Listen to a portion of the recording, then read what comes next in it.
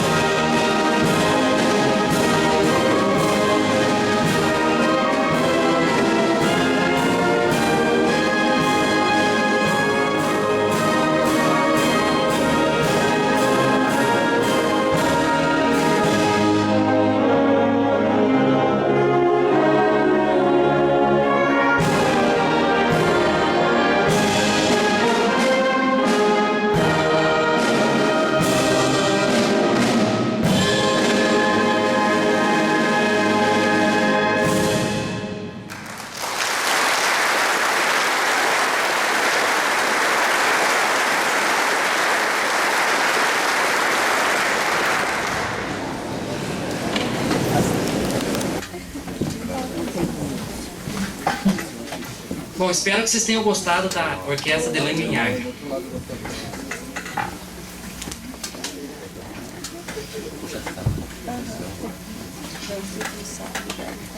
Agora, dando as boas-vindas para a professora Cláudia Fânio,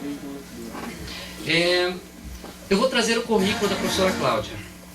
A professora Cláudia é mestre em Direito pela Universidade Federal do Paraná.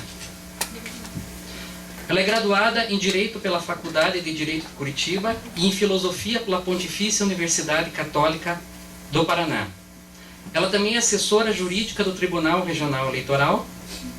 Ela atua nas áreas de Direito Constitucional Comparado, Direito Eleitoral, Direito Internacional Público, Filosofia do Direito e Teoria do Estado.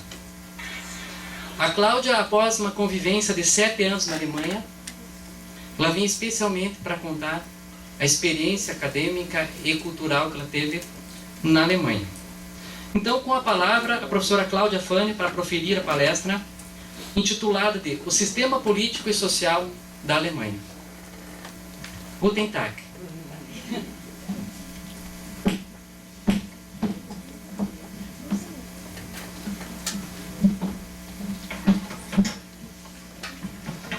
Bom dia a todos. Bom dia.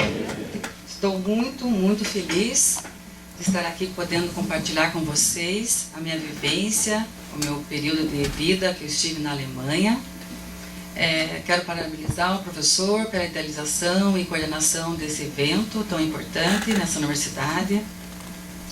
Quero agradecer a gentileza pelo convite feito pelo professor para eu estar aqui. Quero agradecer a gentileza de vocês estarem aqui e também a gentileza de me ouvirem.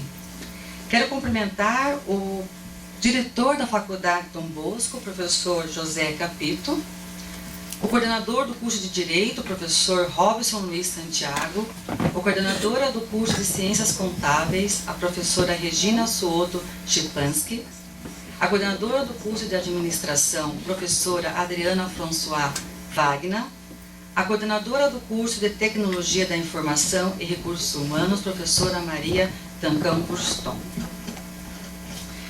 Nosso tema é o sistema político e social da Alemanha. E qual que é a importância desse tema? Eu poderia falar para vocês vários motivos. O primeiro motivo seria o conhecimento, ou seja, nós teríamos oportunidade nessa manhã de conhecermos um pouco uma outra sociedade. E para que serve esse conhecimento? Como todo conhecimento, ele nos ajuda a pensar a sociedade que vivemos. Assim podemos agir melhor nele. O segundo motivo que poderia dar para vocês é a cultura. E o que é ter cultura? Cultura é sabermos o que nós, seres humanos, já fizemos, já pensamos, já realizamos. Com isso, nós teremos condições de saber como uma outra sociedade resolveu as suas questões. E quem sabe poderemos usar essas soluções para a nossa sociedade. E o terceiro motivo que eu poderia dar para vocês seria a ciência. Nós estamos aqui num lugar muito especial, uma faculdade. E vocês estão aqui não somente para serem bons profissionais, mas para serem cientistas também. E todo cientista tem que conhecer uma outra sociedade, uma outra cultura. Assim, vocês terão mais subsídios para contribuírem para áreas de vocês, seja no direito, ciências contábeis, administração, tecnologia da informação ou de recursos humanos. Aliás, quantos cientistas de direito nós temos aqui nessa manhã, por favor? Muitos. O pessoal de direito acordou cedo. O pessoal de ciências contábeis, administração, tecnologia da informação, tecnologia de recursos humanos. Aí esses já é mais difícil de acordar cedo. Estava falando aqui com eles que falar da Alemanha em Curitiba é muito bom porque a gente já se sente no clima, né? O clima curitibano nos faz nos sentir na Alemanha. Então vamos começar a nossa viagem pela Alemanha. Nosso tema será dividido em 3 partes. Primeiro, vamos ter algumas informações básicas importantes sobre a Alemanha. Depois nós vamos falar sobre o sistema político e, por fim, o sistema social. A Alemanha está localizada numa posição muito interessante, no centro da Europa. Ela possui, no total, ela tem 9 fronteiras: Dinamarca, Holanda, Bélgica, Luxemburgo, França, aqui tem a Suíça, que não está aparecendo no vídeo, República Tcheca e Polônia. Ela tem um território total de 357 mil quilômetros quadrados. Vocês conseguem percorrer de norte a sul por 876 quilômetros e de leste a oeste por 640 quilômetros. Só a título de comparação, nós sabemos que daqui de Curitiba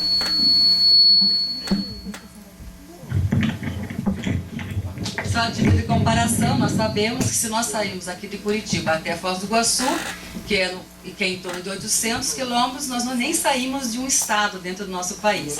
Aqui você consegue percorrer de norte a sul o país inteiro.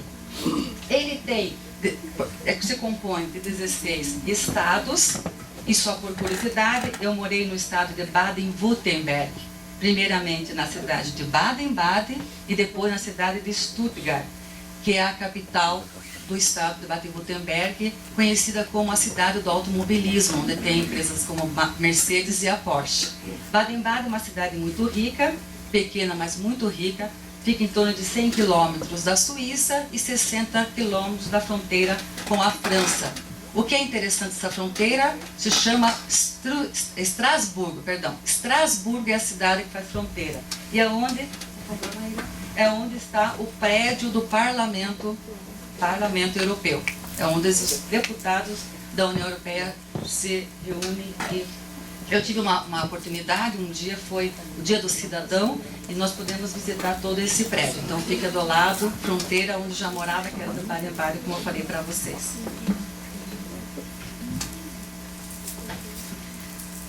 E sobre a população, vocês têm ideia de quantos milhões de habitantes há na Alemanha? Na Alemanha existem atualmente em torno de 82 milhões de habitantes.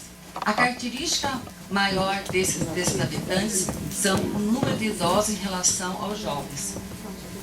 Isso se deve, primeiramente, à grande expectativa de vida que há nesse país, que é em torno de 80 anos, e à baixa taxa de natalidade. Se não me engano, a última pesquisa que eu tinha visto é um dos países que menos há nascimentos no mundo. Realmente os alemães não optam em ter filhos. Isso nós vamos voltar a esse assunto na parte do sistema social, que repercute em várias situações na vida desse país.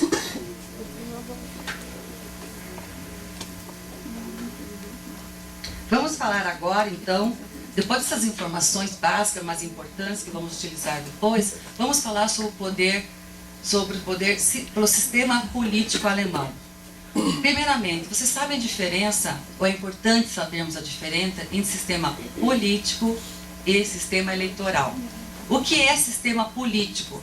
São as organizações, as formas de poder que uma nação escolhe para ser governada. Por exemplo, monarquia ou uma república. Podemos dar um exemplo que o Brasil é uma república presidencialista no seu sistema político. Já a Alemanha tem o sistema parlamentarista. Já o sistema eleitoral diz respeito a como essas pessoas que vão comandar esse país são escolhidas. Sistema majoritário, sistema proporcional, voto direto ou indireto. Vamos ao sistema político alemão. Exatamente igual ao Brasil, ele se divide em 3 poderes: o poder executivo, o poder legislativo e o poder judiciário. Vamos falar agora sobre o poder executivo na Alemanha. Na Alemanha, o principal cargo se chama Chanceler Federal, em alemão Bundeskanzler, e os ministros, que hoje é em torno de 16 ministros na Alemanha. Desde 2005, quem é a chanceler é a Angela Merkel. Ela já está no seu 3º mandato, ou seja, ela está há 11 anos no poder. Algumas coisas curiosas sobre essa personalidade política. Ela é da ex-Alemanha Oriental, formada em física e doutora em física. e filha de pastor protestante. E quando assumiu o poder, quando foi se candidatar no seu partido, teve muitas dificuldades de ser escolhida. Um dos motivos é por ser mulher. Ela é a primeira mulher a assumir esse cargo na Alemanha. Também ela escolheu seus ministros e uma curiosidade atual. Semana passada, se não me engano, quinta, eu vi pela notícia na Deutsche Welle que houve uma manifestação, não é a primeira, mas já houve várias, pedindo a renúncia da Angela Merkel. O motivo principal é a forma com que ela está recebendo os refugiados. Assunto, inclusive, que podemos conversar no debate. Assunto importante que podemos conversar no debate. Também, e mais uma coisa antes da Angela Merkel, ela não é escolhida. Como que se escolhe quem é chanceler? É o parlamento, são os deputados federais quem escolhe quem será o chanceler da Alemanha. Não é pelo voto direto. Mas outra figura também, pode trocar, Marga, por favor. Outra figura importante no poder executivo alemão é o presidente. Em alemão, Bundespräsident. Ele também não é eleito pelo voto direto, é realizada uma assembleia, é escolhida para poder fazer essa votação a cada 5 anos. A metade dessa assembleia é de deputados federais e a outra metade é escolhida pelos 16 estados. Uma curiosidade, o atual presidente da Alemanha é Joachim Gauck. Ele também é da ex-Alemanha Oriental e foi sempre pastor luterano. Atualmente ele é o presidente, mas uma curiosidade, ele tem um poder simbólico. Ele representa a Alemanha nas cerimônias internacionais. Ele chega até a assinar tratados. Contudo, ele só assina, porque quem decide mesmo é a chanceler junto com os seus ministros. Então, fechando o nosso poder executivo, são basicamente 3 cargos, sendo o chanceler, os ministros com poder político e o presidente federal com o poder de representação do Estado. Agora vamos falar um pouco sobre o poder legislativo, um poder muito importante na Alemanha. Na Alemanha existe o poder legislativo federal é dividido em 2 casas: o Bundestag, que é o Parlamento Federal, e o Bundesrat, que é o Conselho Federal. O Bundesrat, ele possui 598 deputados, eleitos a cada 4 anos pelo voto direto, e o sistema dele é o sistema misto. E como é que funciona esse sistema misto? A Alemanha é dividida em 299 distritos eleitorais. 299 mais 299 dá 598. Por questões de cálculos, às vezes fica um pouco mais de deputados, é flexível, mas o importante é que cada distrito tem direito a eleger 2 deputados. Então, o eleitor chega lá, por exemplo, a Curitiba é um distrito. Cada eleitor chega e pode votar em 2 deputados. E como que isso acontece? Primeiro, a campanha dos candidatos, que a gente chama de voto nominal, por nome. Então, cada partido pode naquela cidade ter um candidato só a deputado, e o eleitor escolhe qual candidato que ele acha que é mais, da sua preferência. Aqui seria nessa primeira, a cédula deles seria aqui, escolhe candidato A ou B, enfim. Então, a metade do parlamento é escolhido pela votação nominal. No segundo voto, o eleitor vota na legenda, em partido. Esse partido mostra para esse distrito a lista dos deputados que serão eleitos caso ele tenha maior número de cadeiras. No caso, vamos ver aqui. O partido A teve o maior número de cadeiras, vamos dizer que seja 50 das 299. Os 50 nomes primeiros que ele divulgou é que serão os eleitos para o Bundestag, para o Parlamento Europeu.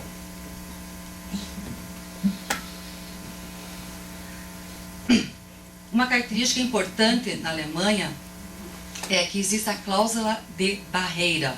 O que significa isso? que só podem ter representantes na Câmara os partidos que tiverem no mínimo 5% de votos em todo o país.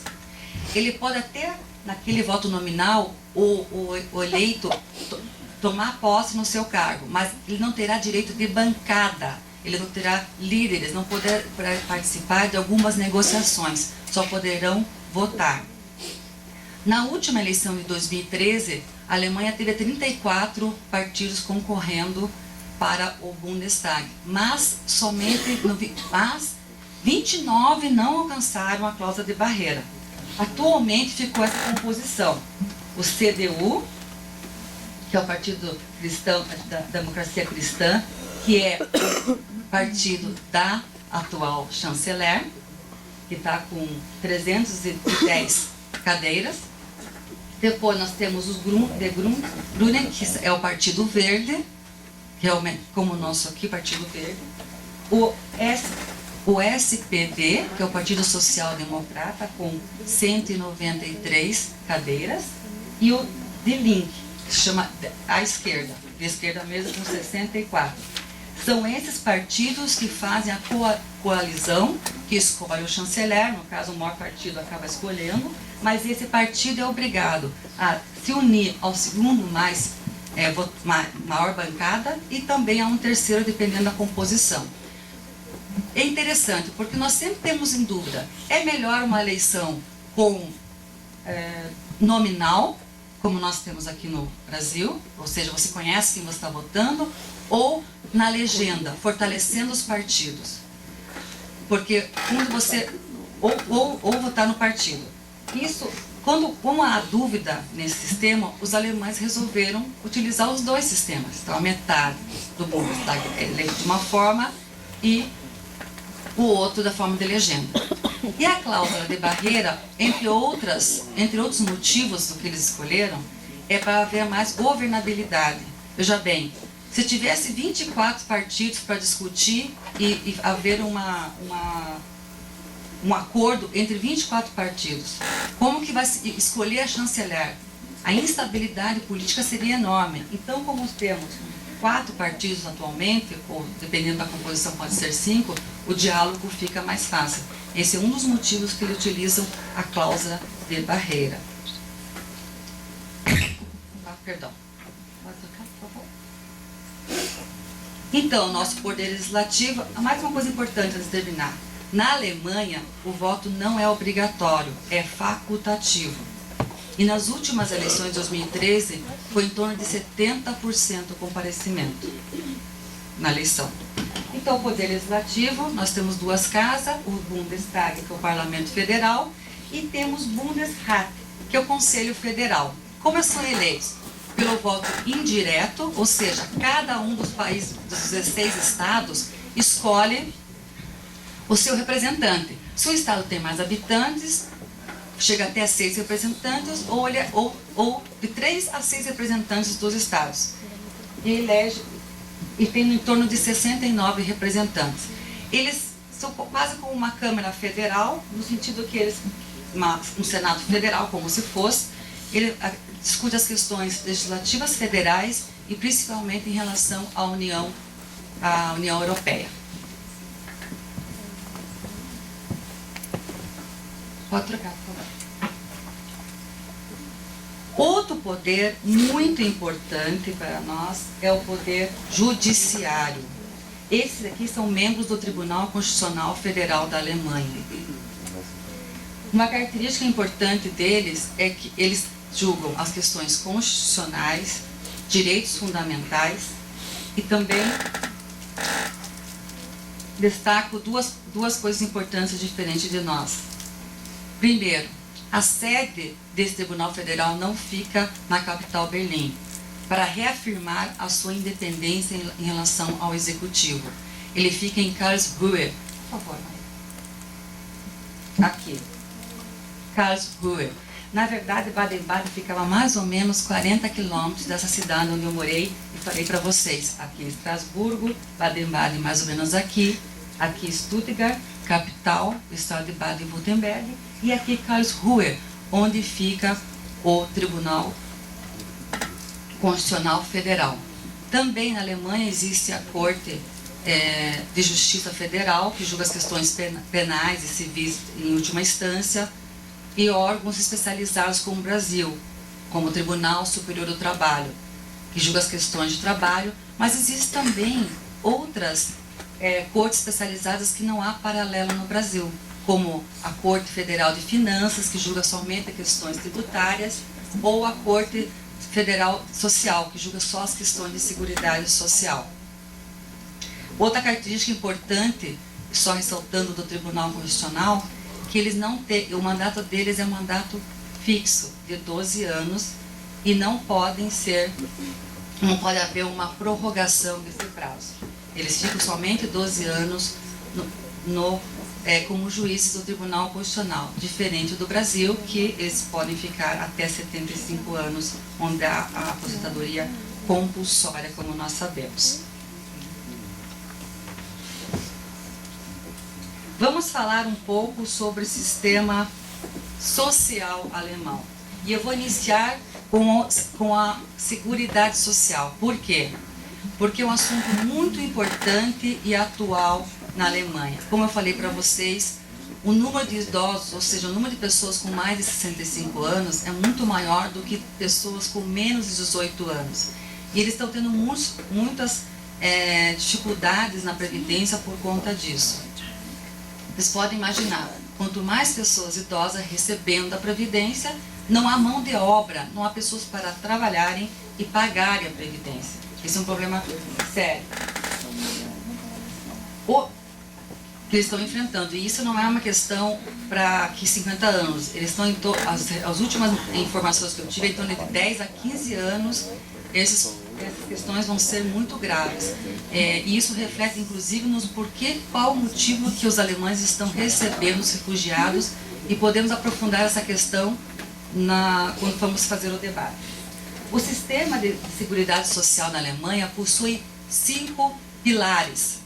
O primeiro, eu consegui esse em alemão, mas isso eu vou falar em português, claro, porque eu sei no site do próprio sistema de segurança social deles. O primeiro é o seguro-saúde.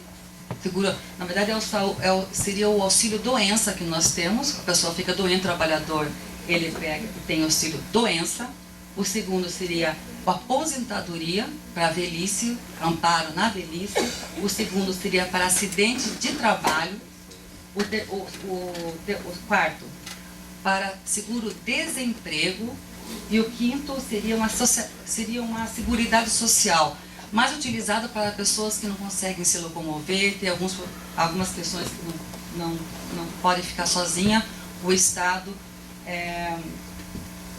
cuida dessas pessoas. Uma curiosidade, vocês sabiam que foi na Alemanha que surgiu a Seguridade Social? Foi em 1883, com o chanceler von Bismarck. Havia um excedente enorme de trabalhadores por causa da Revolução Industrial e muitas questões sociais complicadas. Então surgiu uma forma do Estado resolver essa questão com esse sistema de seguridade social. Depois disso, quase todos os países do mundo utilizam esse sistema, que tem como base o princípio da solidariedade, da dignidade da pessoa humana, e entendendo que todo indivíduo tem direito fundamental à vida e à segurança social. Então há uma proteção social ao Estado. E isso é muito pesado na Alemanha, porque, como sabemos, lá realmente é o estado de bem-estar social.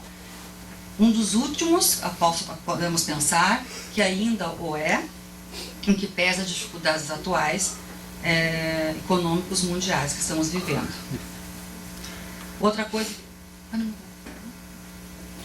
Outro aspecto interessante que eu queria ressaltar para vocês é a religião. Como todo mundo sabe, a Alemanha é onde nasceu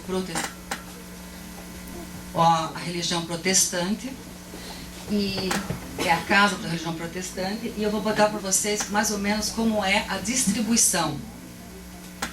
É em torno de 34% são católicos, 34% são protestantes, 4% muçulmanos, se declaram muçulmanos, e 28% não afiliados a nenhuma religião.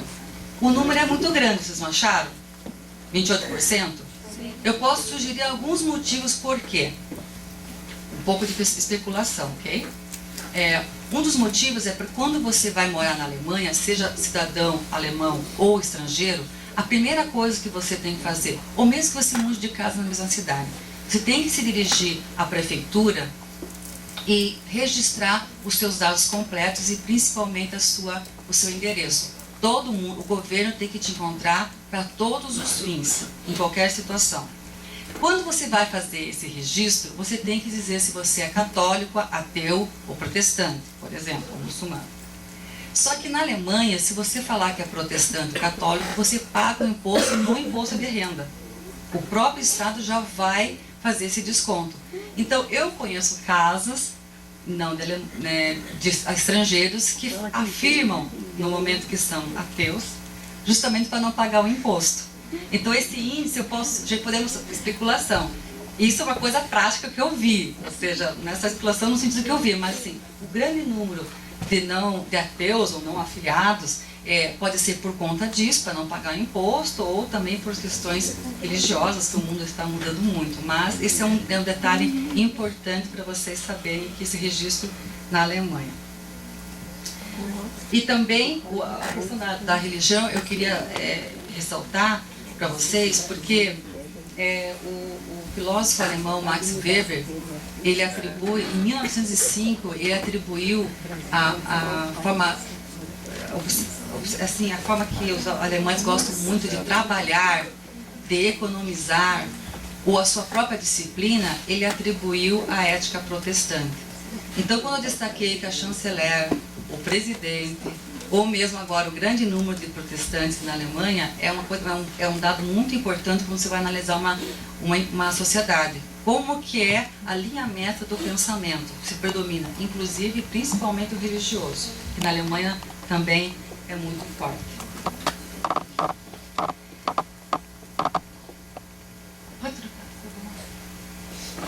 Essa aqui é a águia. É a águia. Essa forma altiva e poderosa da figura da águia, ela é um dos símbolos mais importantes da Alemanha. Justamente por esse motivo. Ela é altiva, então ela passa, ou a ideia é passar poder, passar disciplina, dominação. Então essa aqui vocês vão ver, isso aqui é no parlamento alemão, essa águia. Então em todos os lugares essa águia vocês vão encontrar quando você fala da Alemanha. Eu queria também destacar para vocês que... Só um pouquinho. Eu queria destacar para vocês e passar essas linhas gerais sobre o sistema político, informações, sistema social da Alemanha, de forma bem geral, para instigá-los para nosso debate. Que podemos aprofundar questões que são muito importantes hoje, nesse mundo com tantas mudanças. E só queria destacar o seguinte, o conhecimento da política e a participação da política em um mundo em ebulição é fundamental, principalmente para vocês que são jovens e serão os herdeiros desse momento político. E o que é a política? Política é o talento, é a capacidade de negociação, de acordos. E quando eu falo política, eu não estou falando politicagem, eu estou falando política, no melhor termo da palavra. Só o ser humano faz, nada mais humano do que política. E nós devemos ter essa arte do acordo. Quando a gente fala em crise política, o que é? É a falta de acordo, é a falta de habilidade, é a falta de vontade, e outros termos, de todas as partes. Então isso é muito importante, porque senão, como disse Platão, não há nada de errado com aqueles que não gostam de política. Simplesmente serão governados por aqueles que gostam. Nós não vamos deixar isso acontecer com a gente. Muito obrigada.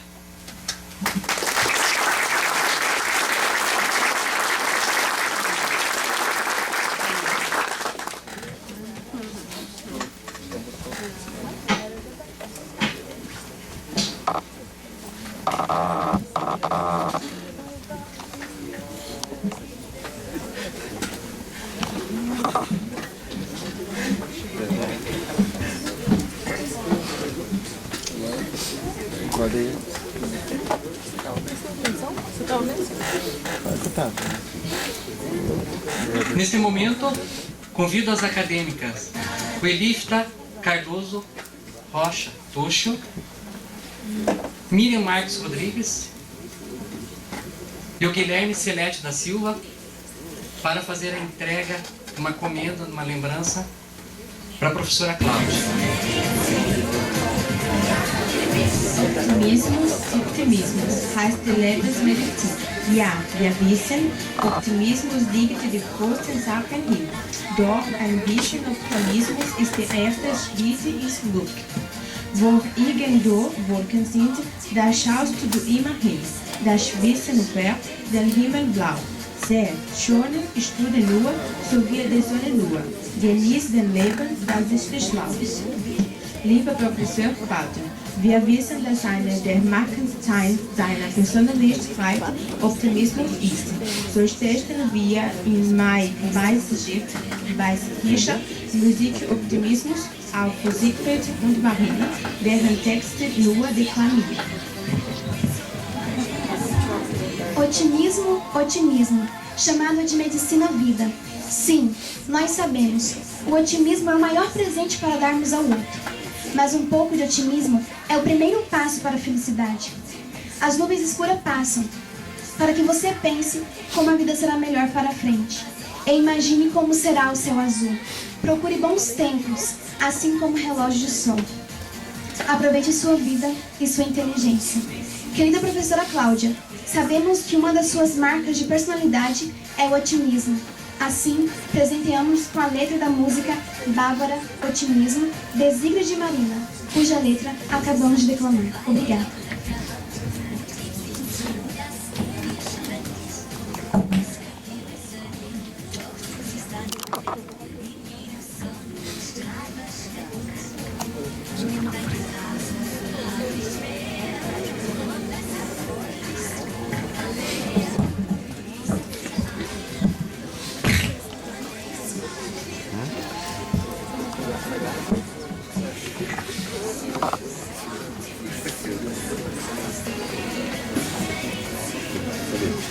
Esquece de pagar daqui a pouco lá no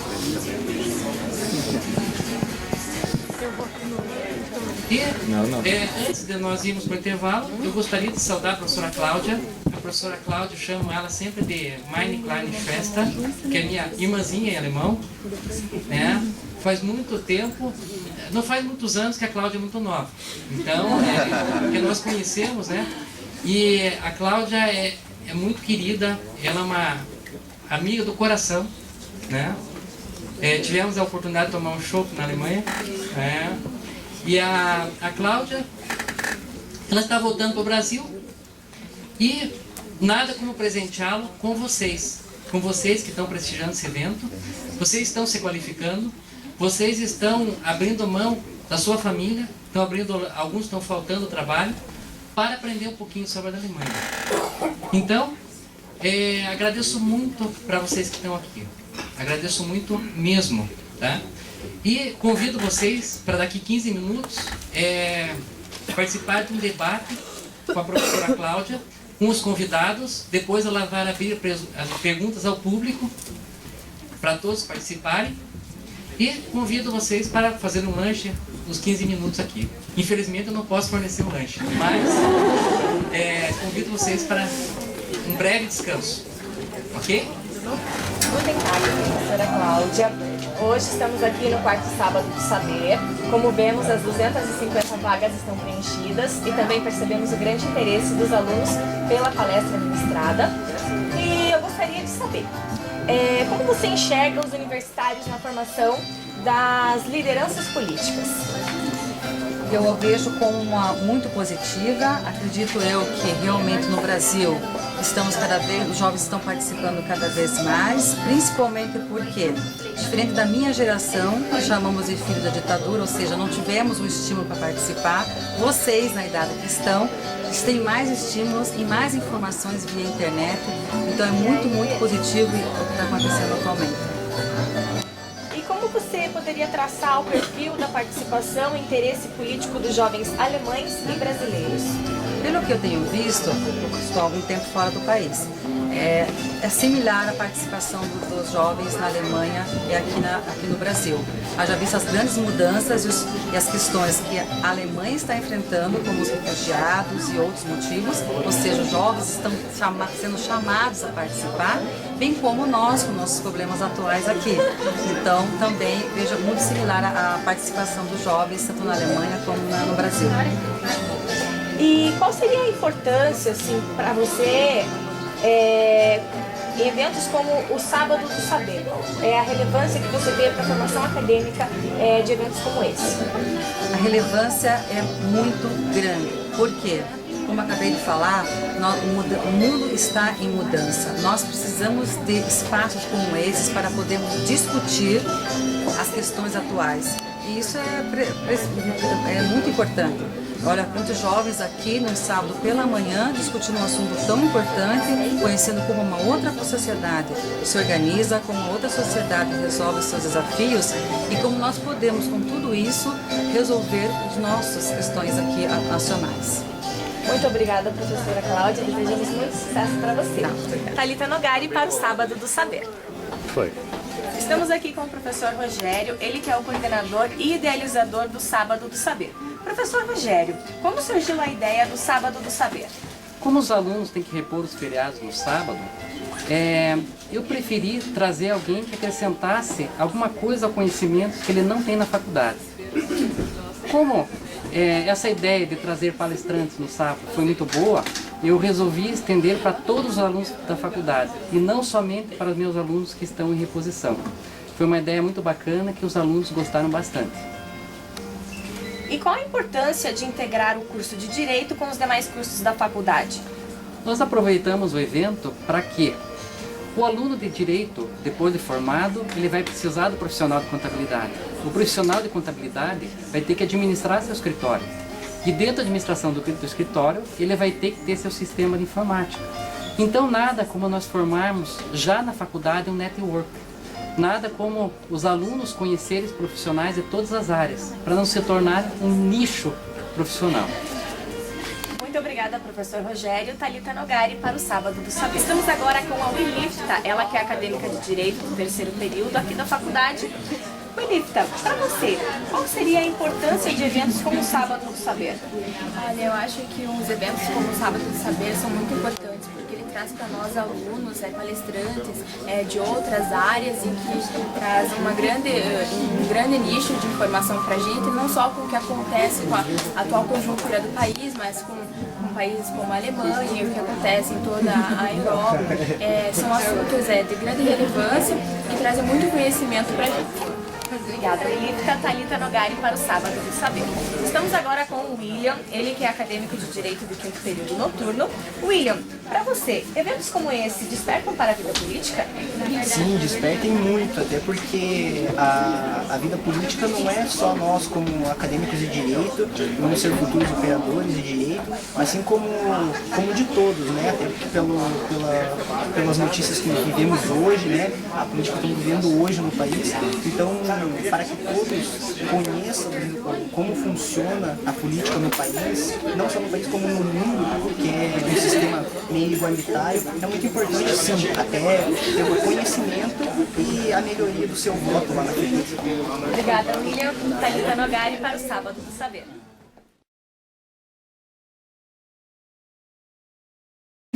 A Pâmela de Direito, Jonathan Lima Rola, representando o curso de representando o curso de administração. Desculpa que eu pronunciei em alemão. A acadêmica Larissa Cavalcante Pileski, do curso de Direito, e o aluno do curso de Direito, Thiago Rabito.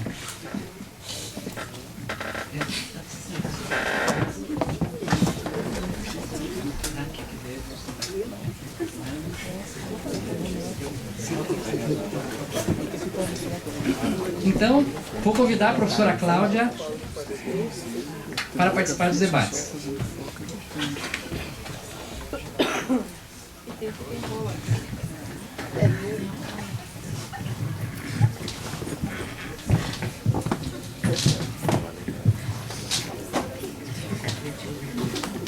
Eu convido a acadêmica Pamela, do curso de Direito, para formular a primeira pergunta à professora Cláudia.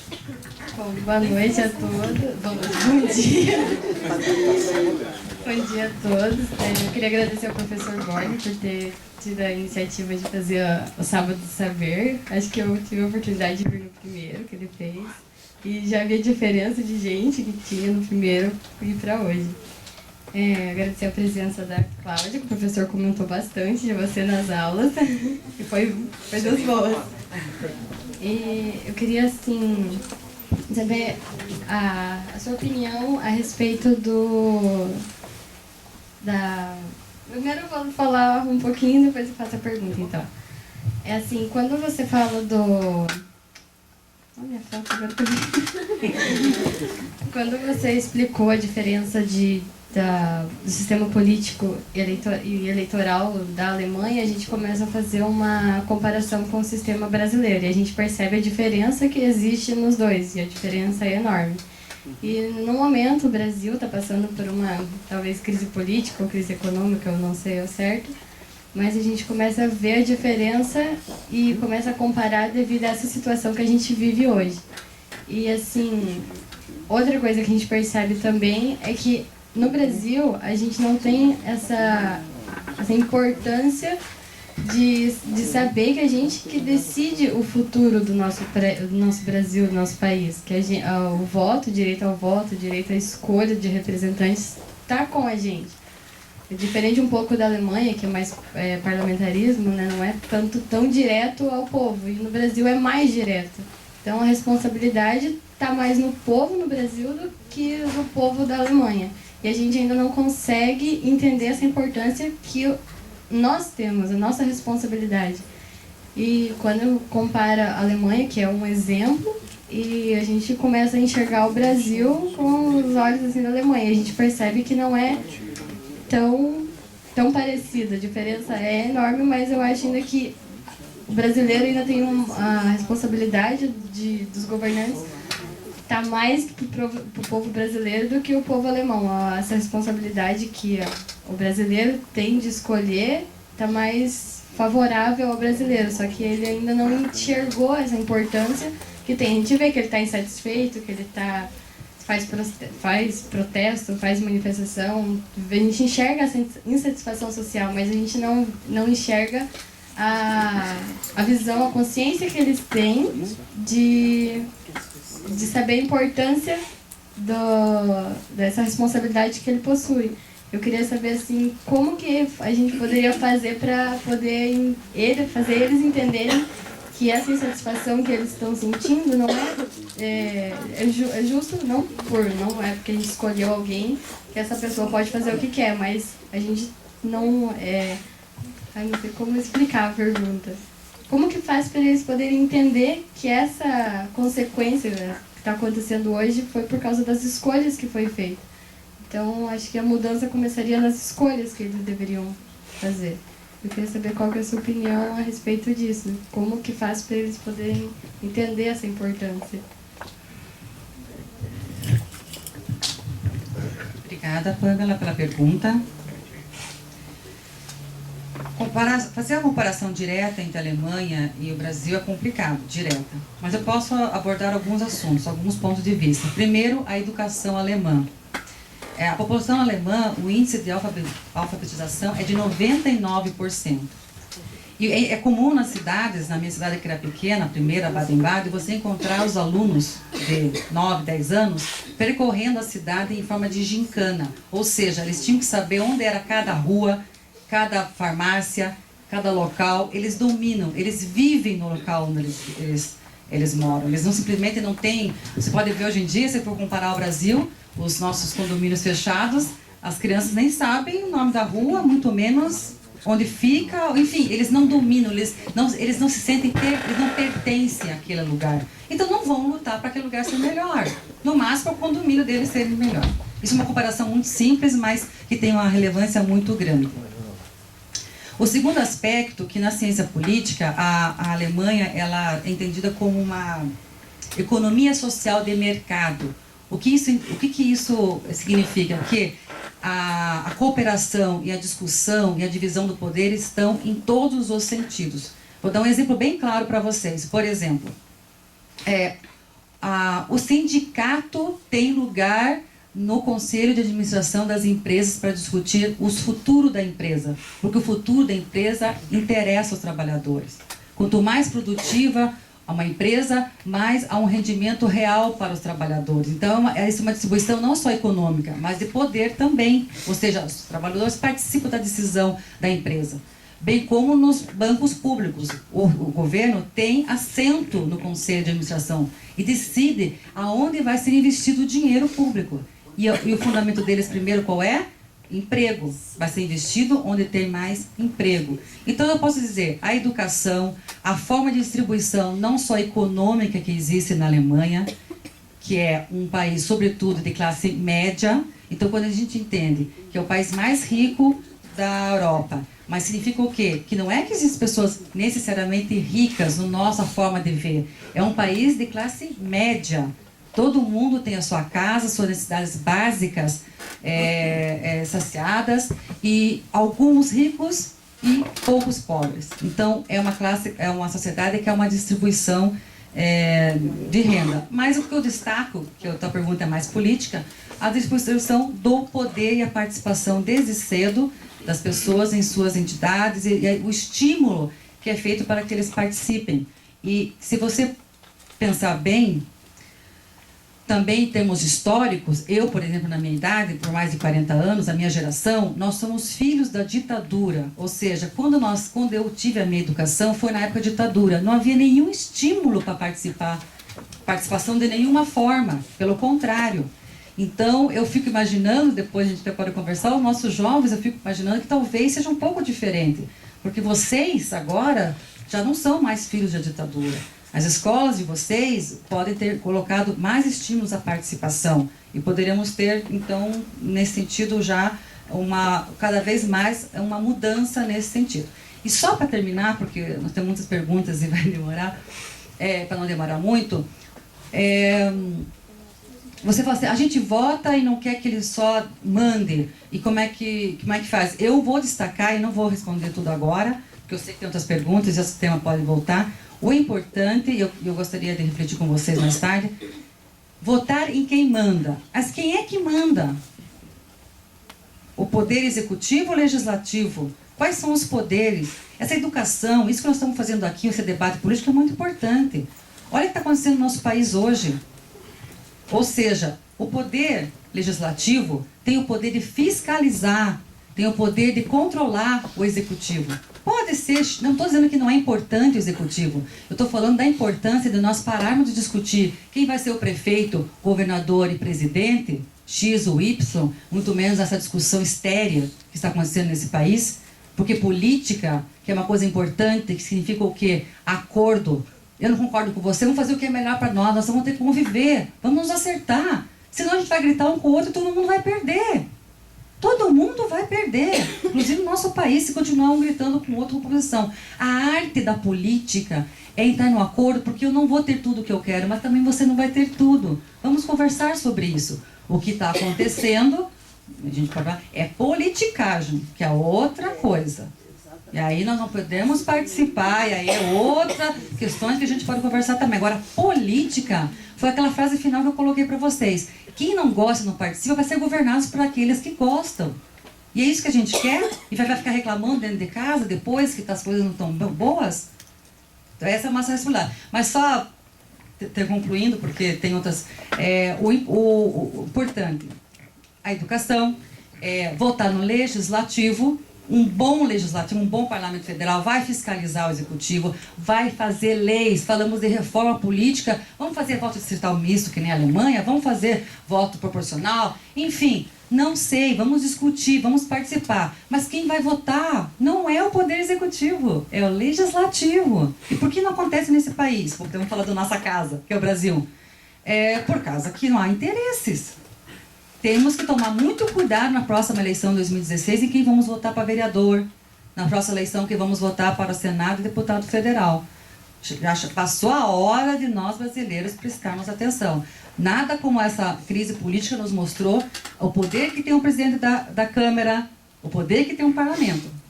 Estamos assistindo isso ao vivo, então acho que é um bom momento para acordarmos nesse sentido. Espero que tenha estendido demais. Vou passar a palavra agora para a acadêmica Gesla, representando o Grupo de Ciências Contábeis.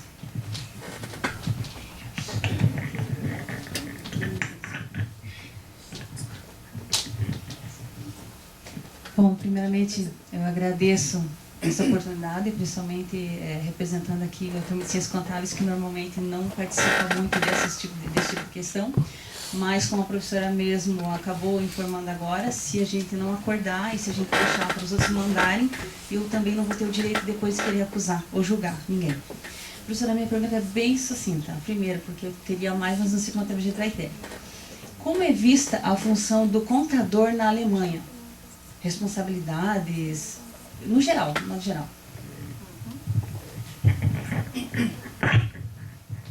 Muito interessante, porque vou contar uma experiência pessoal, porque eu não sou da área, né? Filosofia e Direito.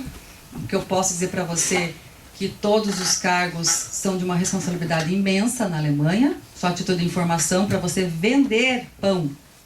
Não estou falando fazer. Você tem um curso de 2 anos. A formação técnica de uma pessoa para lidar com qualquer tipo de situação é muito importante, não existe um mais ou menos, isso é uma claridade muito grande da parte deles. Da mesma forma, e com grande importância, tem o contador. Ele tem uma função muito importante, eu vou dizer em relação ao imposto de renda. O imposto de renda na Alemanha é muito pesado. Chega a ter 40, o número eu posso confirmar com vocês, mas assim, em termos de 43% no imposto de renda. O imposto na Alemanha é bem maior do que no Brasil. Inclusive, esses países que têm o estado de bem-estar social, de onde sai o dinheiro? O país é forte, ele distribui, mas em algum lugar sai esse dinheiro. E sai dos impostos, tanto das empresas como pessoas físicas. Inclusive, mais uma curiosidade a título de imposto, quem tem cachorro na Alemanha, por cachorro, paga um imposto anual. Eu sempre brincava lá que a gente paga vamos pagar até para respirar, mas é porque é um estado de bem-estar social e isso custa caro. Então, a pessoa recebe dinheiro, mas ela paga muito para o Estado e tem o seu retorno, via saúde, educação e outros. Mais uma experiência que eu tive pessoal é que o contador, se ele fizer, ele é proibido por lei, e se ele fizer qualquer tipo de sugestão para que o cidadão pague menos imposto, ele é proibido fazer com que eu chegue lá, vou orientar o que nós fazemos normalmente. Por favor, como é que eu posso pagar menos imposto? Como é que eu posso contribuir menos para a coletividade? Fazemos isso e sabemos que há casos, inclusive, mais sérios, de pessoas que burlam a lei, inclusive. Não só tenta, mas inclusive faz coisas ilegais. Na Alemanha é proibido um contador orientar o seu cliente para pagar menos imposto. Interessante, né? Proibida a elisão fiscal. Eu vou passar a palavra para o acadêmico Thiago, do curso de Direito.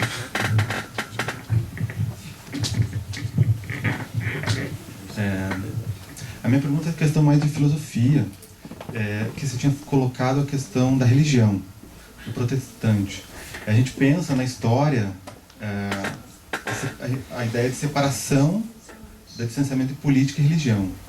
E você colocou lá que é muito presente a religião protestante. Eu queria saber como que realmente isso acontece, assim, se é uma coisa realmente boa, porque a princípio, não sei se é isso que dá estabilidade, o que causa a religião no sistema político e social também da Alemanha.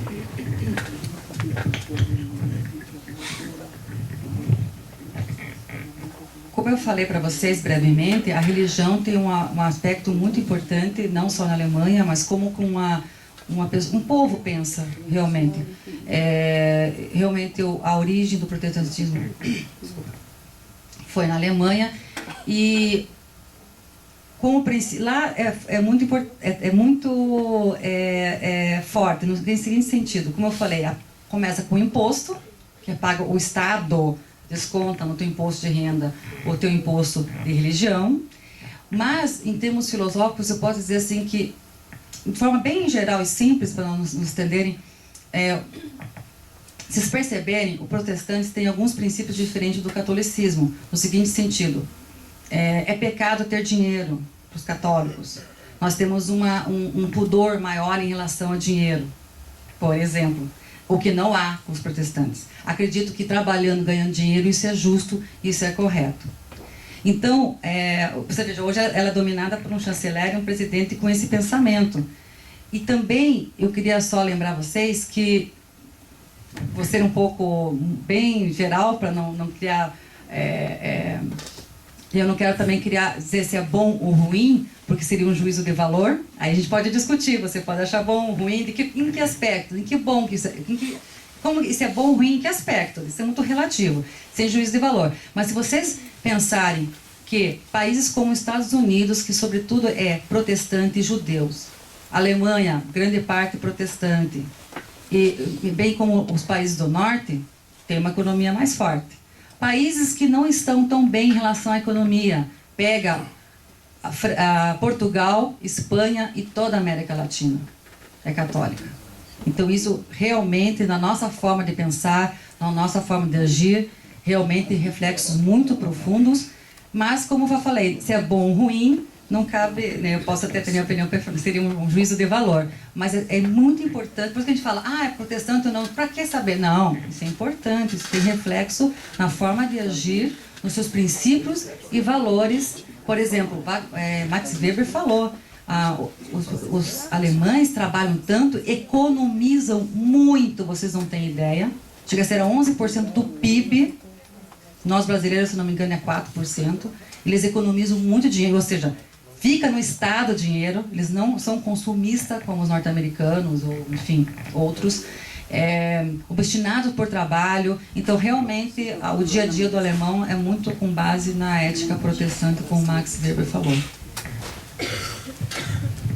Eu vou passar a palavra agora para o Jonathan, que é representante do curso de administração.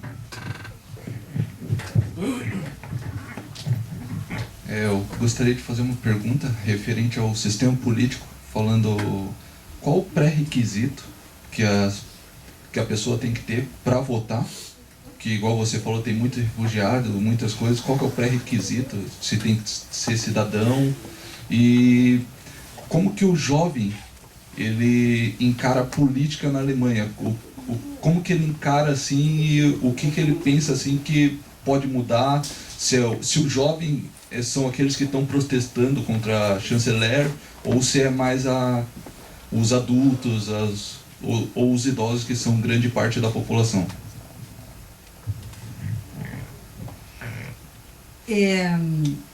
Quem está protestando, sobretudo, acho que são uma geração um pouco mais velha, não são os jovens. Os jovens, é interessante, porque não só como o Brasil, a Alemanha também está tendo muitas mudanças. Nós sabemos que a Europa está em crise desde 2008. A Alemanha segurando o euro, sabemos os problemas graves em vários países da União Europeia.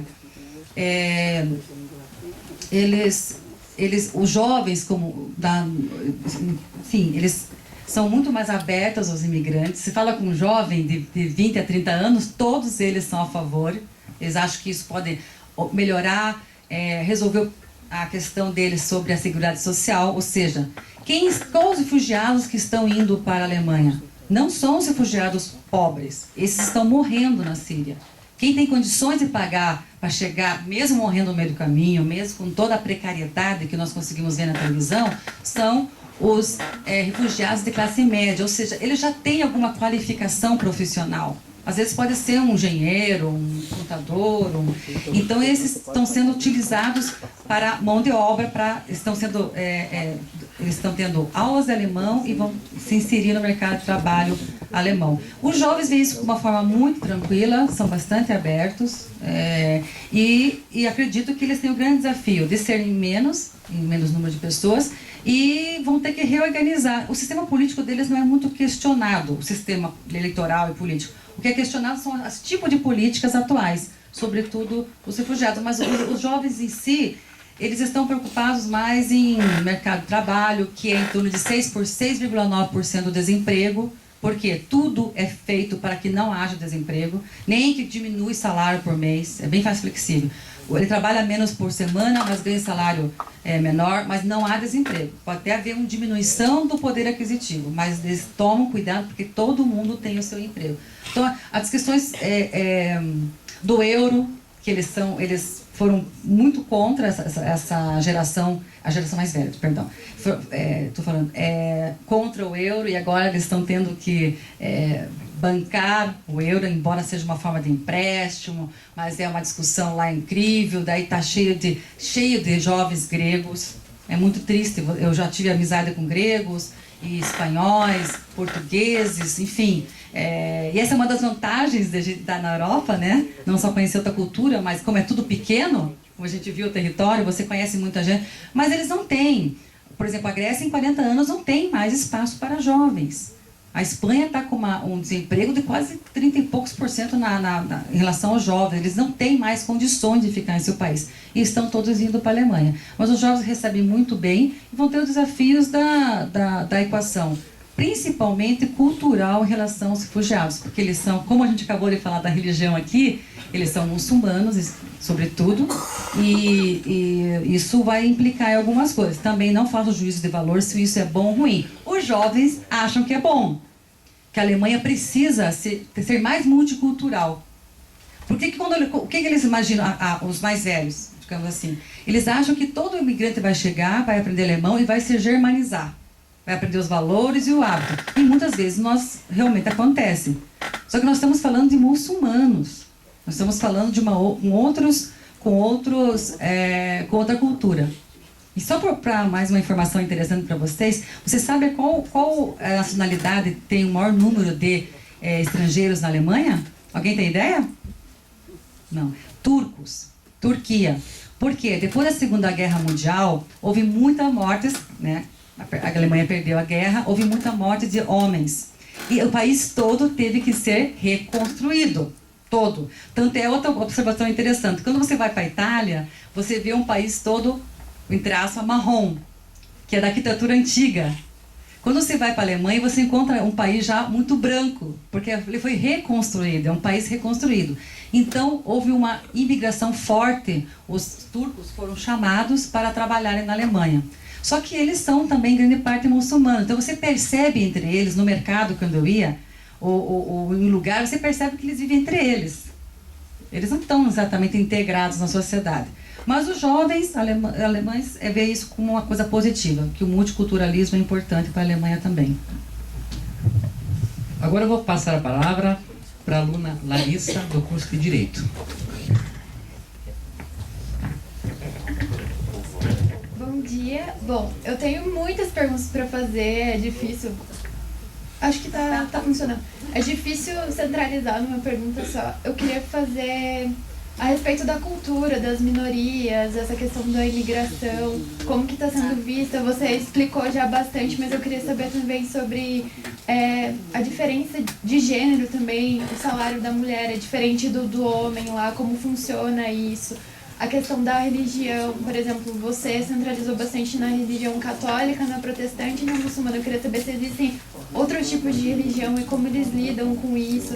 Porque o histórico da Alemanha é um país assim, muito preconceituoso por tudo que a gente estuda mesmo aqui no Brasil.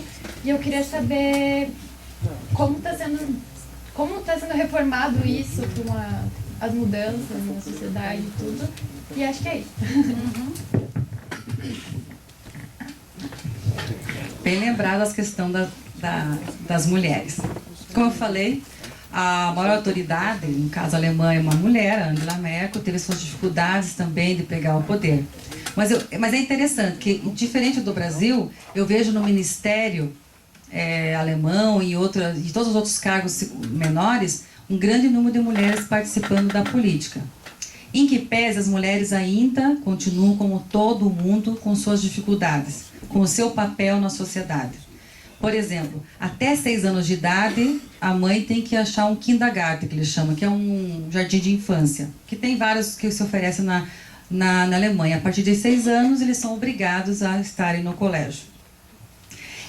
O que acontece para o maior número de mulheres que eu conheci? Elas trabalham meio período, enquanto a criança está nesse jardim de infância, e meio período ela trabalha. O que acontece com isso? Há um prejuízo profissional dessa mulher. E também não vou dizer o que é bom ou o que é ruim, porque a questão da mulher é uma outra discussão, seria um outro debate.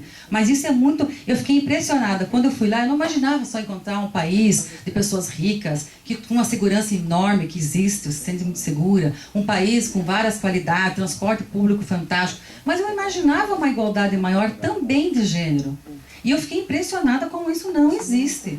Elas estão em casa. O que existe é assim, como é um país que não existe empregada doméstica, não existe. Ser mensalista não existe. E as poucas diárias que existem não são da Alemanha, são geralmente do leste europeu, muito Polônia, muito Rússia, enfim, de outras. E você consegue pagar no máximo 5, 6 horas por semana para fazer o serviço pesado. Quando você consegue pagar. Porque é muito, muito caro. Para você se sujeitar a fazer esse tipo de trabalho, a pessoa vai ter que pagar muito bem.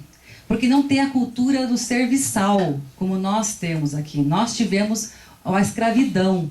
Então a gente acha natural alguém que fica 8 horas na nossa casa trabalhando com um salário X. Para eles isso é não é igualdade, isso não existe na cabeça deles.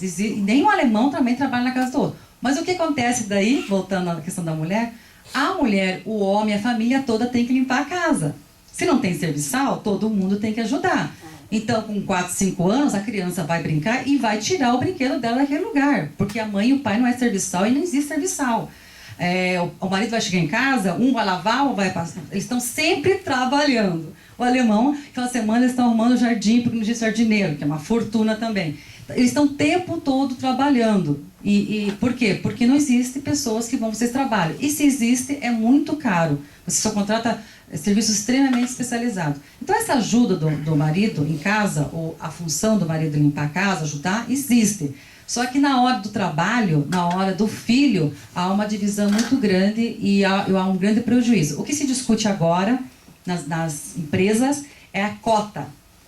Por exemplo, tem tantos diretores, tanto tem que ser de mulheres e tanto tem que ser de homens. Muitos são contra e outros estão a favor. O que são contra, acho que isso é uma discriminação, porque aí é bom dizer que a mulher está lá só por ser mulher, não por ser competente. Então tem outra sugestão interessante. Tem que se criar mais estrutura para a mulher, por exemplo. Se a mulher vai ser diretora, então que a empresa que pague empregada, que pague um kindergarten bom para ela ficar o dia inteiro com a criança feliz, porque não é só o filho estar com alguém, é o filho estar bem. Ela tem que trabalhar, tem que ter a cabeça livre para poder trabalhar, né? Não adianta estar lá, não, tá lá e tá bem. Então tem essas propostas também. Mas eu vou ser sincera, é essa diferença de gênero. Eu fiquei impressionada com um país como a Alemanha, isso não existe ainda, algo meio...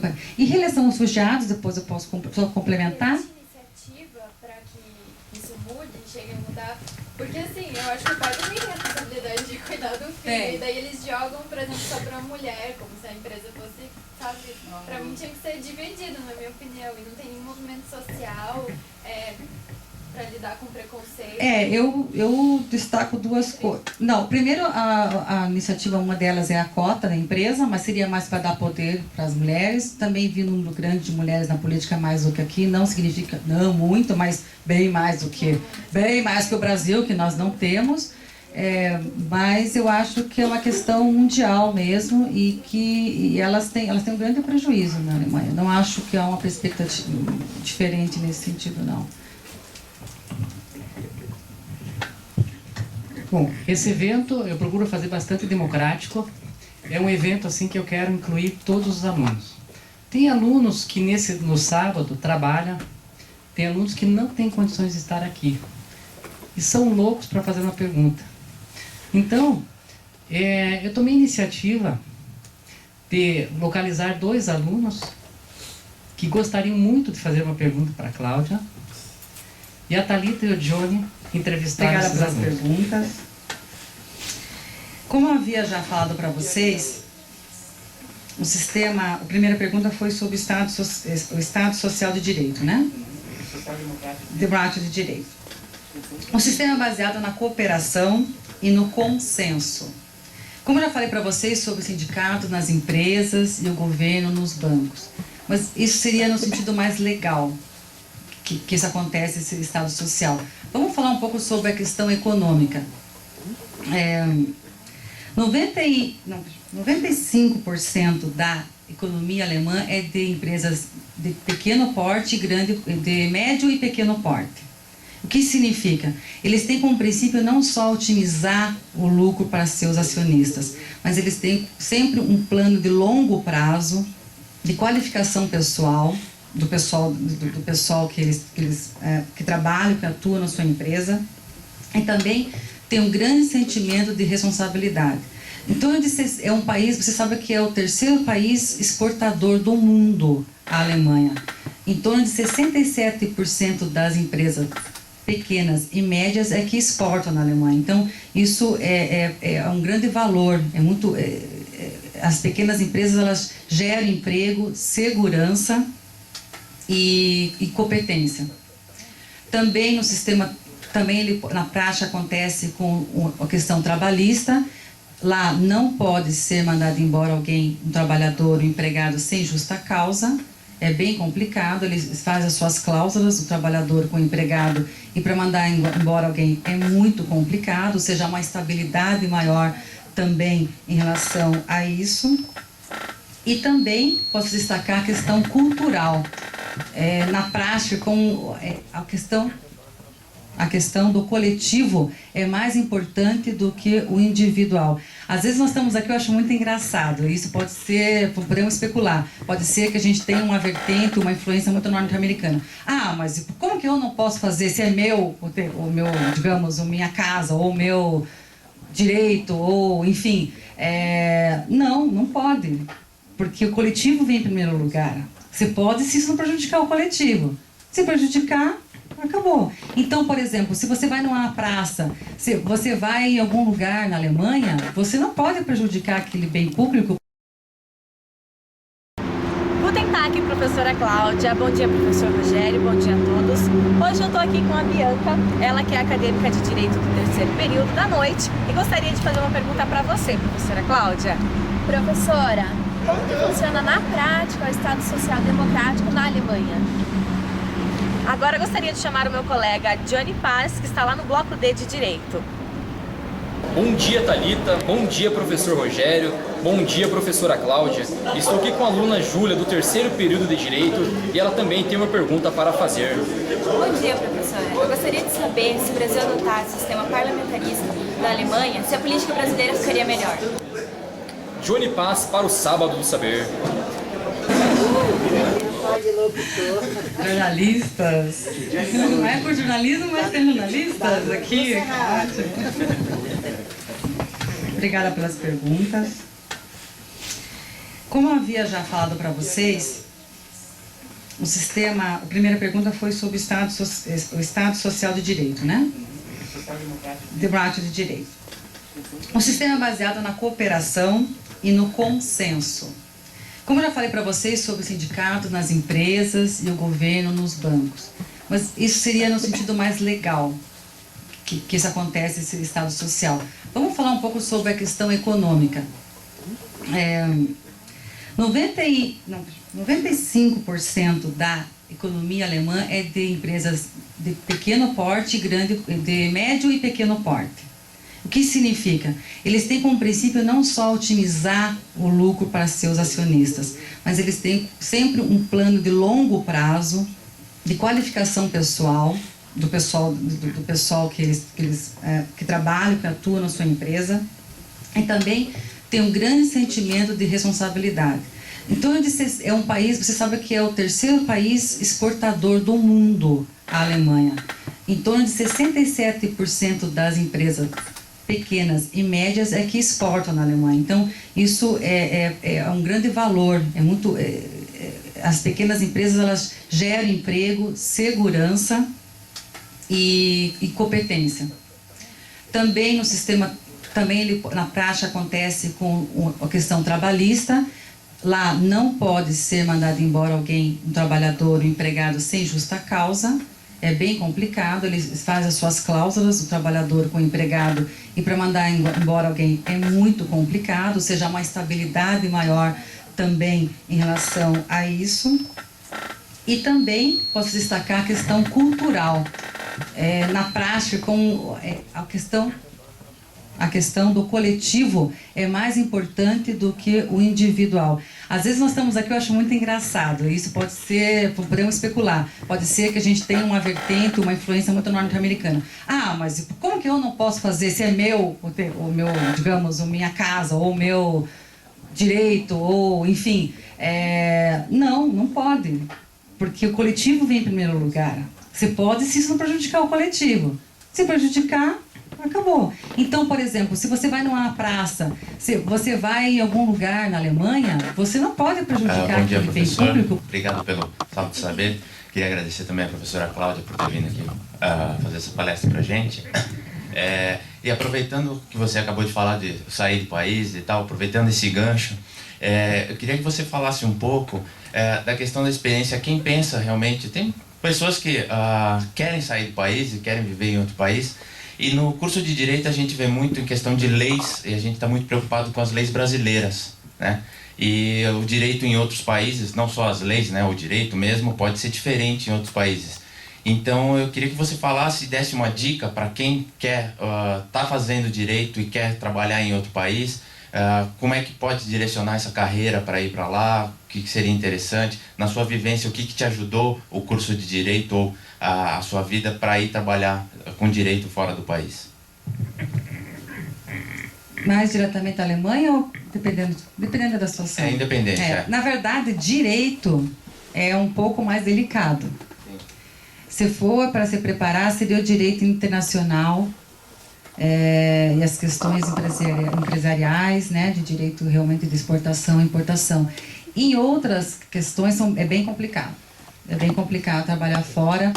Você pode trabalhar com questões migratórias também, mas sempre voltado ao direito internacional. Questão trabalhista, questão social é o direito muito específico. A Alemanha, especificamente falando, é muito mais fácil e hoje há uma grande necessidade de profissionais de engenharia e medicina. Por quê? Porque lá existem os cursos técnicos de várias áreas. E os jovens preferem os cursos técnicos do que a universidade, porque a diferença de salário não é muito grande e o tempo de preparação é mais curto. Então está faltando muitos profissionais, sobretudo nessas áreas que eu falei. A universidade tem como característica lá de você se tornar realmente um cientista. Nós estamos na faculdade, como falei para vocês, para ser cientistas e contribuírem para nossas áreas. Se você quer ser só um profissional, só cumprir, saber ser um bom técnico na área que vocês querem, vai ser técnico. Não vai ter uma faculdade. Então isso é muito forte na Alemanha. Então, sobretudo a engenharia e medicina, como eu falei, direito é um pouco mais complicado. Toda pessoa que vai trabalhar na Alemanha tem que fazer novamente uma reciclagem, por exemplo, enfermagem, mais 3 anos de curso, como eu falei para vocês, para vender pão aos Bildung, que eles chamam, que é um curso de formação, a tradução poderia ser assim, são 2 anos. Então, o mercado de trabalho alemão é bem fechado. Mas a gente sabe de outros países que não é bem assim. Por exemplo, hoje o Canadá está, principalmente na parte de Quebec, está recrutando desesperadamente trabalhadores e, salvo na área de medicina, em geral, enfermagem, outros que dizem que é complicado. Chegando lá, eles fazem você realmente fazer novamente. Outras áreas, eles estão bastante abertos, inclusive reconhecendo diploma. E na Alemanha, principalmente cursos técnicos, que não requerem informática, arquitetura. É uma linguagem mais universal, não é tão específica, fica mais fácil. O direito é um pouquinho mais complicado. Mas em termos profissionais eu digo isso, é muito rico, as regras são outras, a pontualidade é uma coisa muito séria na Alemanha, é uma falta de respeito chegar atrasado em qualquer situação, é um estresse constante, mas isso é uma regra rígida em todos os sentidos, inclusive o metrô, né? O banco, você chega lá, 8h03, vai sair. E o motorista, ele vai te ouvir. No meu caso, do lado da minha casa, tinha uma escada. Se você desce a escada, você está vendo se ele já está indo embora ou não. Ele está te vendo se você está descendo a escada, ele vai embora. Por quê? Porque você, por causa de uma pessoa que está atrasada, seja lá o motivo, pode ser justo, né? Pode ser justo o motivo do meu atraso, mas isso não importa. Por causa de uma pessoa, você vai atrasar o sistema inteiro coletivo? Não. Então, você vai perder. E a 8h03 ele vai sair e todo o sistema tem que funcionar redondinho. Mas como eu já repito, se eu fosse jovem e tivesse oportunidade, eu iria, mas eu iria com um olhar de voltar para contribuir, porque é muito bom voltar para casa. Eu estou muito feliz de estar aqui, em que pese nossos problemas, nossas questões políticas e econômicas é no nível mundial. Nós estamos, a gente não é o caso de discutir aqui, mas a China nós sabemos, a Europa nós sabemos, o nosso petróleo teve uma queda muito grande de valor e etc. Isso é cíclico, o capitalismo vive de ciclo. Agora, a questão da crise política nós vamos ter que resolver aqui em casa mesmo, no Brasil. Isso é um momento que, se for bom o que vai está acontecendo, tem que ser bom para nós mudarmos de vez. Refletimos, como eu falei, lembrar que o legislativo é importante, enfim, pensar em outras formas de nos organizarmos. Obrigado. Bom dia, meu nome é Isadora, eu sou do curso de Direito também. E quando o professor Borne começou a falar sobre essa questão de os jovens não acreditarem mais, né, na primeira coisa que vem, eu posso estar errada, é claro, mas eu acredito que seja bem por causa disso que você tinha comentado antes dos filhos da ditadura. Nós somos os netos, digamos assim, né, dessa geração. E eu acho que quando a ditadura acabou e foi implantada a Constituição de 88, veio uma liberdade de expressão muito grande. Então, quando um jornal passa a voltar a falar sobre o governo, que volta a falar, a criticar, talvez as pessoas elas acreditem mais porque finalmente elas conseguem ouvir isso de algum lugar. E elas começam a acreditar nessa fonte. Só que a gente pegou isso já um tempo depois, a gente começou a questionar a fonte. A gente começou a, por isso que a gente não se atém mais a uma coisa só.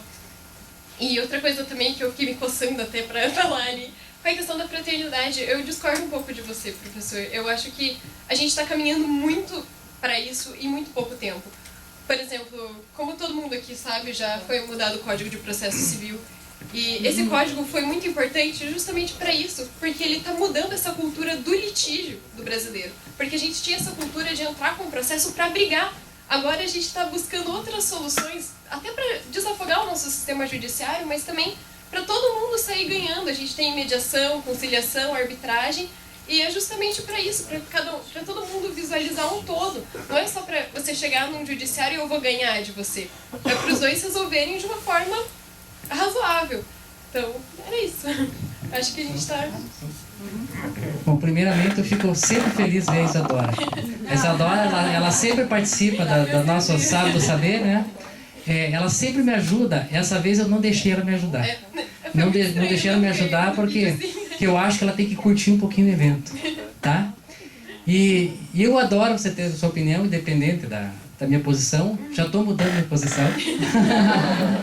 Tá? E continua sempre essa pessoa querida e essa aluna que você é. Tá bom? Obrigada. Também queria agradecer o seu comentário e lembrar que depois da democratização, que você tem outras fontes e questiona as fontes, mais do que isso, vocês têm não só uma mídia, que é uma outra questão sobre a nossa democratização. A mídia é bem mais controlada na Alemanha. Existe TV, jornais com o seu perfil ideológico claro e que todo mundo tem a opção de ver um lado e o outro. Bem diferente do Brasil, que é uma outra discussão, que levaria uma outra manhã inteira sobre a questão da mídia no nosso país. Mas mais do que a mídia em si, de acreditar ou não, vocês têm a internet. A internet traz outras fontes E você vê de um lado, opa, a televisão falou uma coisa, a internet faltou. Você não precisa acreditar nem na internet e nem na TV, mas você tem a condição de refletir, puxa, olhar a realidade e falar, puxa, eu acho que esse lado está certo e esse outro. Isso realmente, quem tem essa vantagem é a geração de vocês. E é muito bom, muito bom. Eu falado bastante de pessoas que saem de outros países para ir para a Alemanha, né? E se for ao inverso, né? Pessoas da Alemanha vindo para outros países, inclusive para o Brasil, né? E entrando mais na parte religiosa. Eles têm implantado, eu mesmo faço parte de uma igreja que é Irmãos Menonitas, que são implantados por um alemão, né? E eles são assim de personalidade muito forte. Então, quem sai de outros países para ir para a Alemanha se adapta à cultura deles. Mas quem é da Alemanha e vem para outros países, principalmente o Brasil, que é normalmente mais aberto, eles mantêm rigidamente a cultura deles, né? E eu queria saber, em sua opinião, como que seria para o Brasil, ainda mais assim, em particular para o brasileiro, se adaptar à cultura deles. Não que, porque, na verdade, eles não abrem mão porque eles têm conscientização que aquilo é o correto, né? Como que seria isso? Porque eles começam na igreja, que é mais liberal, por ser pessoas voluntárias, e vem para a educação e vai se abrindo isso. Como que o brasileiro se adapta à cultura deles? Será que é sofrível, né, ainda mais pelo tempo que estamos passando, ou vai ser um sofrível para melhor? Bom, primeiro falando dos brasileiros na Alemanha, depois o inverso.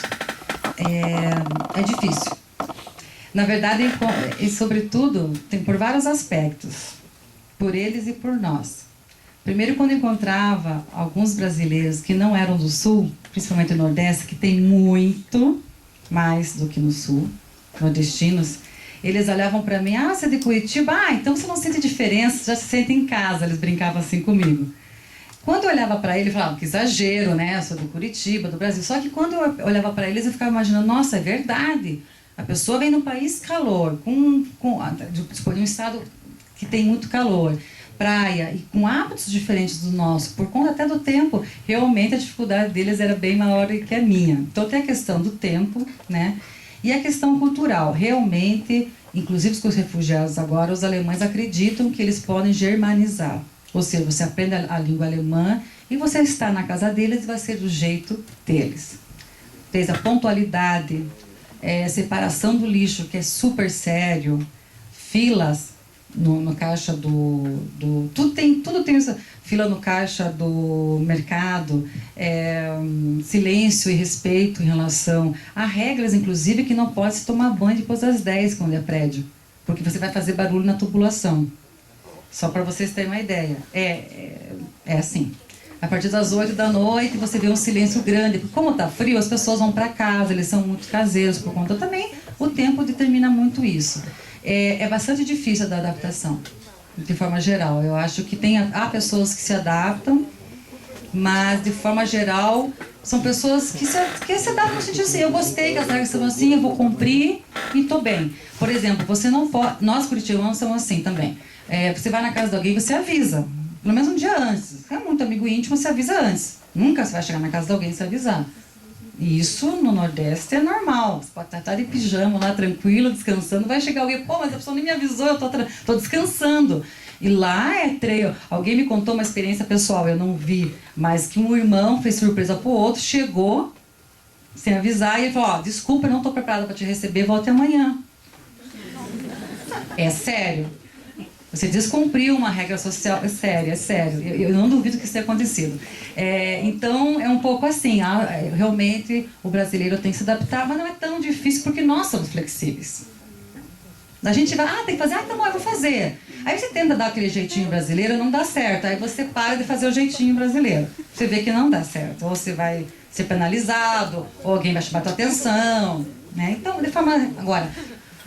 Ao contrário, um alemão no Brasil, eu sempre fico imaginando, meu Deus, se jogassem um alemão no Rio de Janeiro. vamos fazer um exemplo bem típico nosso, não vamos dizer Curitiba, e não falassem nada para ele de regras sociais, eu não sei como é que ele ia, porque o ônibus nunca vai, não tem horário, se tem não vai cumprir, enfim. Não estou falando só do aspecto negativo, estou falando do aspecto de hábitos. Não estou falando que é bom ou ruim nosso. Estou falando que ele está tão acostumado. Por exemplo, chegou uma espanhola casada com um alemão. A primeira coisa que ela foi na prefeitura foi levar o registro federal de endereço. Onde que é o registro? Não precisa registrar aqui o endereço na prefeitura, entende?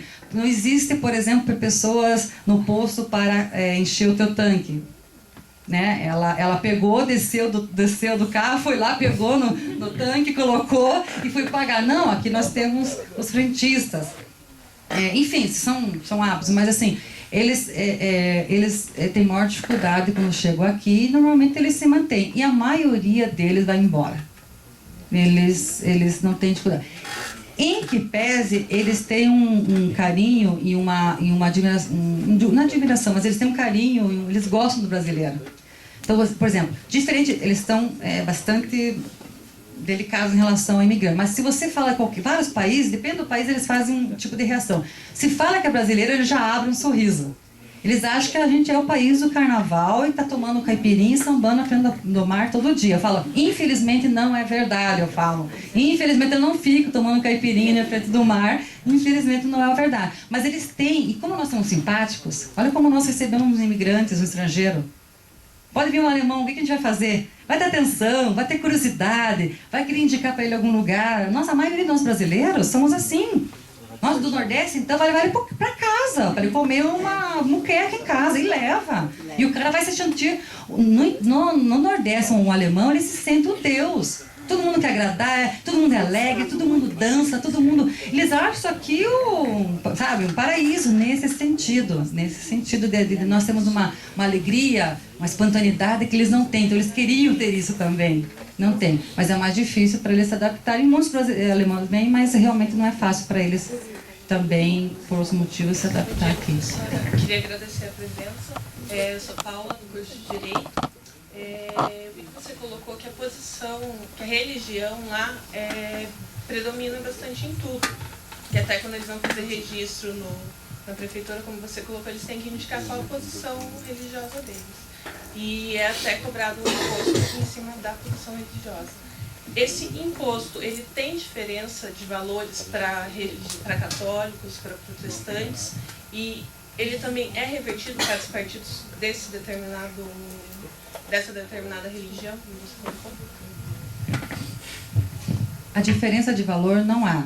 É a mesma porcentagem para tanto uma religião para outra, mas vai direto para a igreja. É para manter a estrutura da igreja que existe essa contribuição religiosa. E, aliás, até de contribuição, só para mais uma contribuição que não é religiosa, mas a título de curiosidade, a ex-Alemanha Oriental, até hoje existe um imposto para a reconstrução da ex-Alemanha Oriental, que tanto quem mora daquele lado quanto quem mora na parte ocidental pagam. Ou seja, vocês pagam, né, as pessoas pagam por tudo na Alemanha. Mas não há diferença, e esse imposto, voltando à religião, é para realmente manter as estruturas da igreja, como se fosse um dízimo, só que legalmente cobrado no imposto de renda. Eu não me recordo bem. Você falou que tem pessoas que não identificam para não pagar esse imposto. Exatamente. Elas literalmente não pagam alguma outra taxa? Não, eles não pagam. Eu estava especulando por que é um grande número de pessoas que não tem nenhuma religião na estatística oficial. Aí eu citei esse exemplo do registro, de que você tem que dizer qual a religião e há imposto. Então eu vi muitos estrangeiros falando que são ateus para não pagar o imposto. Então isso é a título extraoficial, estou falando uma informação prática, mas pode ser que esteja mais católicos e mais protestantes, mas que não estão dispostos a pagar o imposto, enfim, e falaram isso, mas na verdade eles não pagam nada, então, já que eles não declararam. Eu quero saber dos políticos alemães, se tem algum pré-requisito para você ser político, se é como aqui no Brasil, que basta você ter uma idade X para participar de algum cargo. E também na questão do parlamentarismo e presidencialismo. Qual a maior vantagem para você do parlamentarismo em relação ao presidencialismo?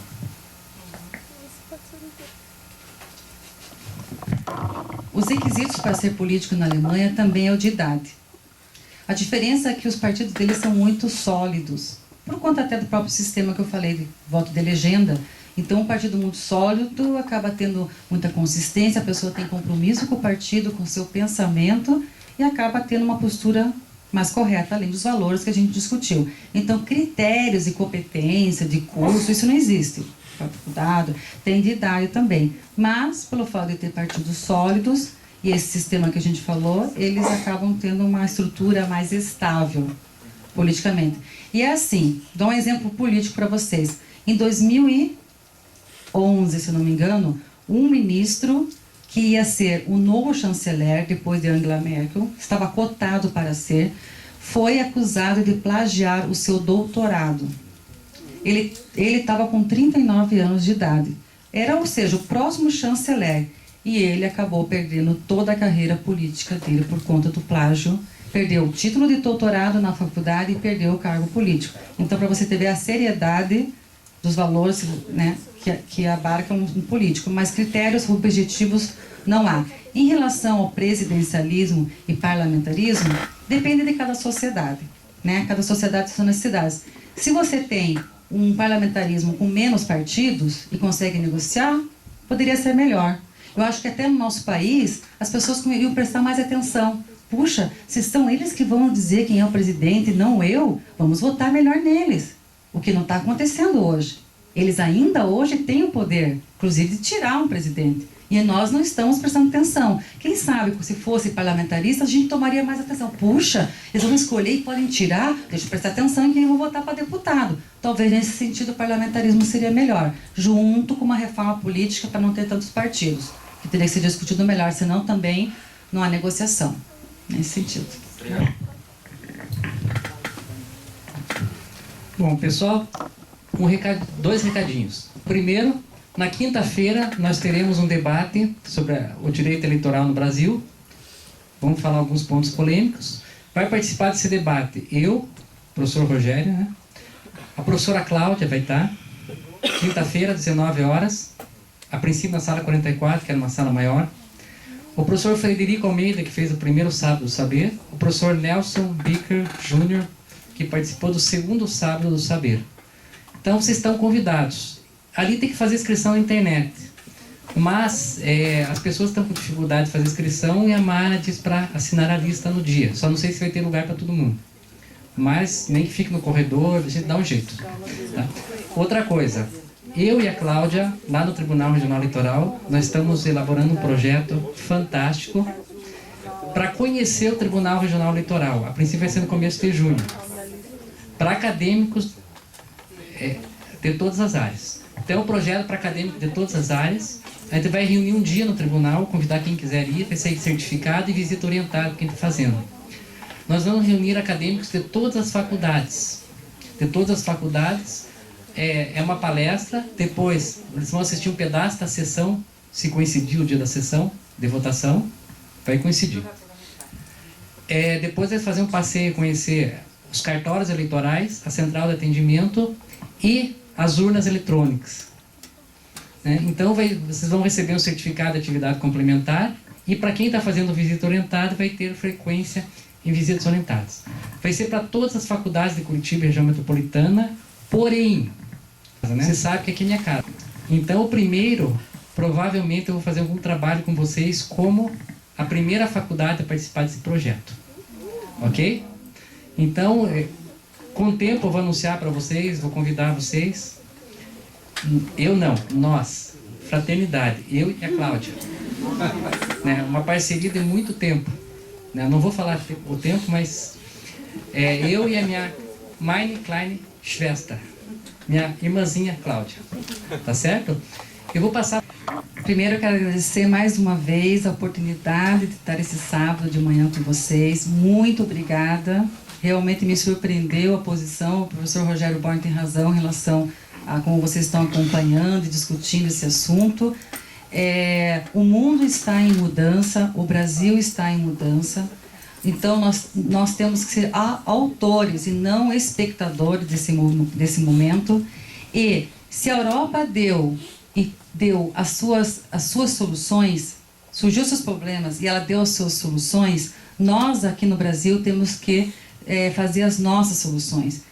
Observem bem a América Latina, por exemplo, que é um tema do pessoal de direito, que é um tema que eu sou apaixonada, direito constitucional latino-americano. Quais soluções que nós latino-americanos, que nós brasileiros vamos dar para o mundo? O mundo está em mudança. Qual a solução que nós brasileiros vamos dar para o nosso país? Então, está hora de nós sermos realmente autores e não somente espectadores nesse momento. Muito obrigada por tudo.